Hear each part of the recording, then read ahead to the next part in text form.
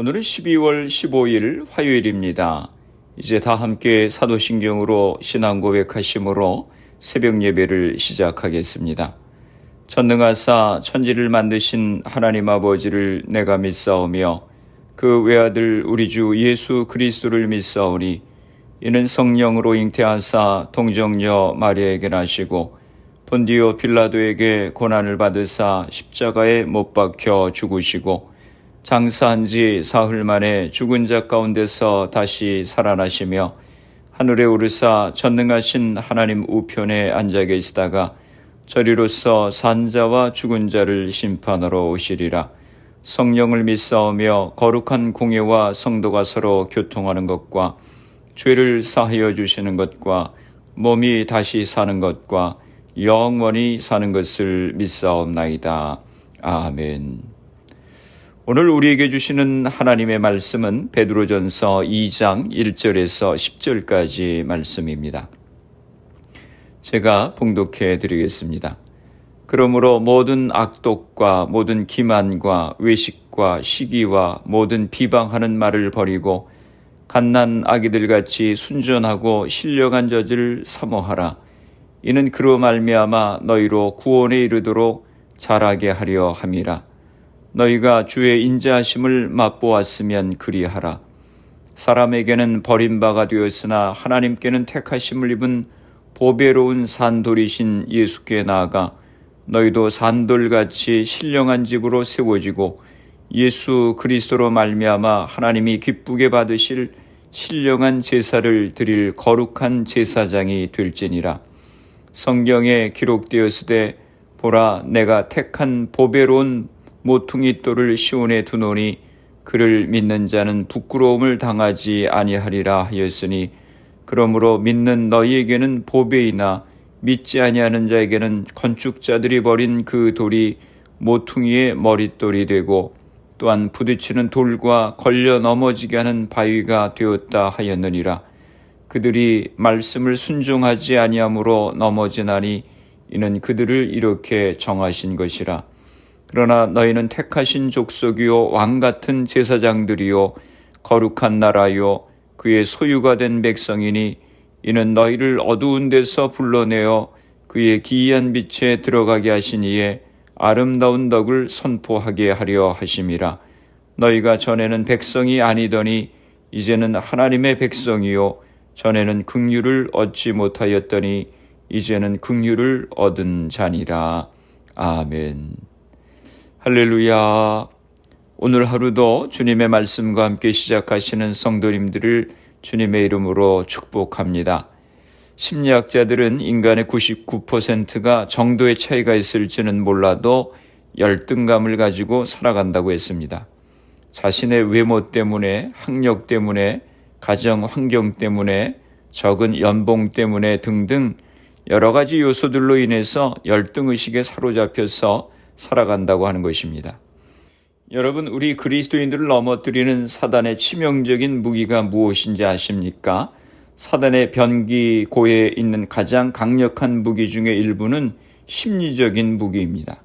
그것은 바로 낮은 자존감입니다. 데이비 시멘즈 목사님은 그에 져서 상한 감정에 치유해서 우리의 낮은 자존감은 우리의 생활을 패배와 실패로 이끌어간다라고 지적을 했습니다. 인간은 열등감과 낮은 자존감으로 인해서 자기 자신을 과소평가하고 불행한 인생을 살아가는 사람들이 많이 있습니다. 어떻게 우리의 열등감과 인생의 무의미를 극복하고 우리의 인생이 회복될 수 있습니까? 하나님께서 우리에게 주신 가치를 우리가 깨달을 때 회복되어집니다. 내가 얼마나 존귀한 존재라고 하는 것을 알 때 회복되어지는 것입니다. 오늘 본문 베드로전서 2장 말씀에서 사도 베드로는 뭐라고 말씀하십니까? 그러나 너희는 택하신 족속이요 왕같은 제사장들이요 거룩한 나라요 그의 소유된 백성이니 라고 말씀을 했습니다. 우리가 얼마나 하나님 앞에 고귀한 존재인가 하는 것을 말씀하고 있습니다. 하나님께서 우리를 창조하시되 이렇게 고귀한 왕족으로 지으셨다고 하는 것입니다. 그러나 이런 말씀을 읽고 또 들어도 우리는 잘 받아들이지 않습니다. 목사님, 내가 세상에서 얼마나 많은 죄를 지었는데요. 내가 얼마나 잘못을 많이 했는데요. 내가 얼마나 더러운 모습을 가지고 있는데요.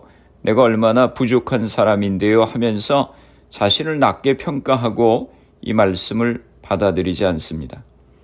학생들은 학교에서 좋은 성적을 받지 못하면 낙심해서 나는 틀렸어, 나는 무능력에, 나는 머리가 나빠 하면서 낙심합니다.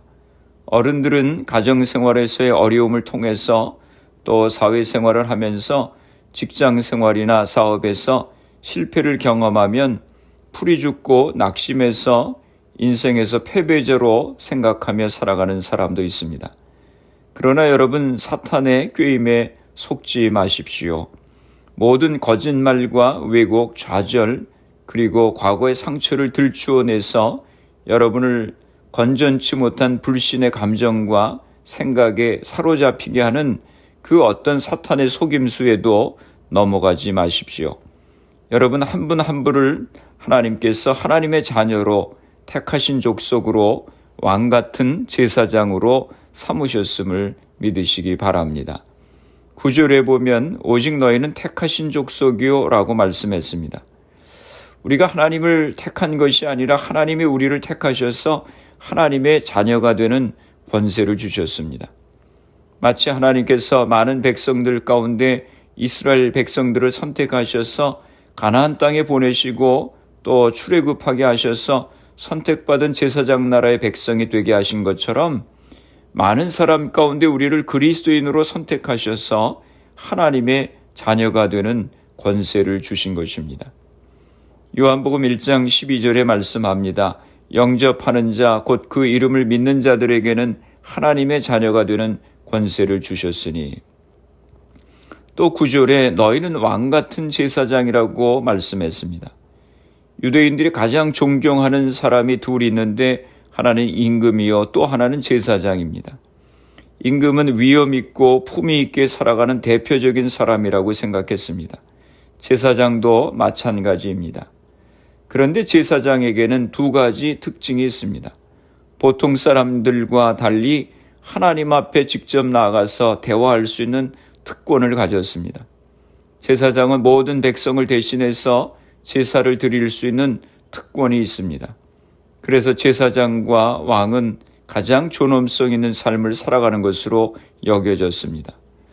그러므로 너희는 왕같은 제사장이라고 하는 말씀은 우리가 왕같은 위엄과 제사장 같은 존엄성을 가진 귀한 존재라고 하는 말씀입니다. 미국의 테네시주의 한 작은 마을에서 그 벤 후퍼라고 하는 어린아이가 태어났습니다. 그는 체구가 몹시 작고 아버지가 누구인지 모르는 사생아였습니다. 마을의 어른들은 자기 자녀가 아버지가 누구인지도 모르는 벤 후퍼와 함께 노는 것을 원치 않았고 친구들도 그를 놀리며 멸시했습니다. 벤 후퍼가 12살이 되었을 때 마을의 교회에 젊은 목사님이 부임해 오셨습니다. 벤 후퍼는 그때까지 교회 가본 적이 없었지만 그 젊은 목사님이 가는 곳마다 분위기가 밝아지고 사람들이 격려를 받는다고 하는 소문을 듣고 교회에 가보고 싶었습니다. 그래서 그는 예배 시간에 좀 늦게 예배당에 들어가서 맨 뒷자리에 앉아 있다가 축도 시간이 되면 아무도 모르게 살짝 빠져나오곤 했습니다. 몇 주가 지나 어느 주일날 벤 후퍼는 목사님의 설교에 너무나 깊은 감동을 받았습니다. 잠시 감동에 젖어 있는 사이에 예배가 끝나 사람들이 밖으로 나가고 있었습니다. 벤 후퍼도 사람들 틈에 끼어 나오면서 목사님과 악수를 하게 되었습니다. 목사님은 벤 후퍼를 보고 내가 누구 아들이더라 라고 하면서 물었습니다. 갑자기 주변이 조용해졌습니다. 그때 목사님은 화난 얼굴로 벤 후퍼에게 말했습니다. 그래, 내가 누구 아들인지 알겠다. 너는 네 아버지를 닮았기 때문에 금방 알 수 있어. 목사님은 계속해서 말했습니다. 너는 하나님의 아들이야. 네 모습을 보면 알 수 있거든. 당황하여 빠져나가는 벤 후퍼의 등을 향해서 목사님은 말했습니다. 하나님의 아들답게 훌륭한 사람이 되어야 한다. 세월이 흘러 벤 후퍼는 주지사가 되었습니다. 주지사 벤 후퍼는 다음과 같이 말했습니다. 그때 그 목사님을 만나서 내가 하나님의 아들이라고 하는 말을 듣던 그날이 바로 테네시주의 주지사가 태어난 날입니다. 사랑하는 성도 여러분, 우리가 누구입니까? 우리는 하나님의 자녀요, 택하신 족속이요, 왕같은 제사장이라고 하셨습니다. 그러면 왜 하나님께서 우리를 하나님의 자녀로 택하신 족속으로 왕같은 제사장으로 존귀한 존재로 삼으셨습니까? 베드로가 이렇게 말씀합니다. 베드로전서 2장 9절입니다.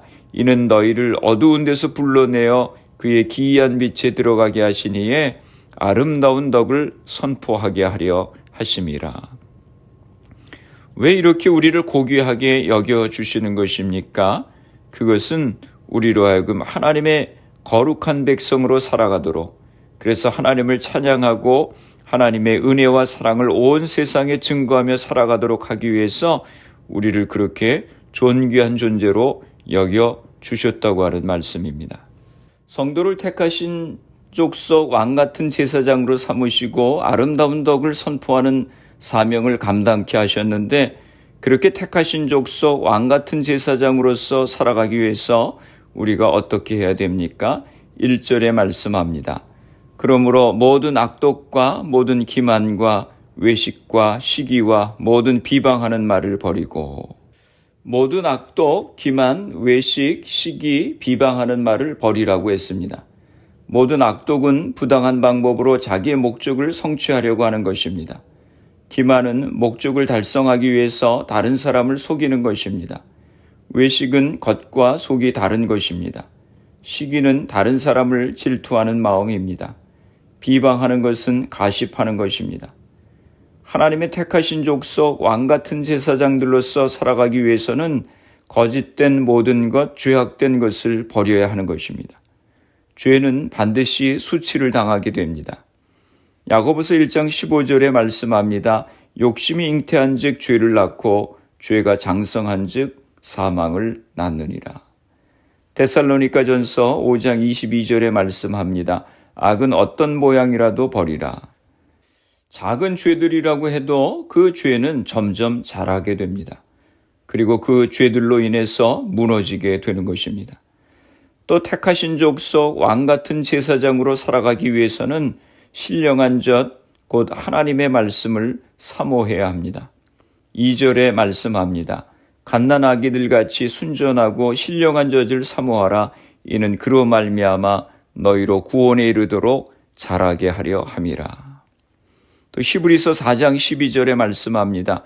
하나님의 말씀은 살아있고 활력이 있어 좌우의 날선 어떤 검보다도 예리하여 혼과 영과 및 관절과 골수를 찔러 쪼개기까지 하며 또 마음의 생각과 뜻을 판단하나니. 또 디모데후서 3장 16절입니다. 모든 성경은 하나님의 감동으로 된 것으로 교훈과 책망과 바르게 함과 의로 교육하기에 유익하니. 하나님의 말씀을 가까이 하고 말씀을 사모해야 영적으로 자라게 되는 것입니다. 말씀을 정리합니다. 하나님은 우리 성도들을 택하신 족속 왕같은 제사장으로 삼으셨습니다. 그래서 우리들로 하여금 아름다운 덕을 이 땅에 선포하는 사명을 맡겨주셨습니다. 이렇게 귀한 하나님의 자녀로서 귀한 사명을 감당하며 죄를 버리고 하나님의 말씀을 사모하는 주의 백성들로 살아가시기를 주님의 이름으로 축원합니다. 기도하시겠습니다.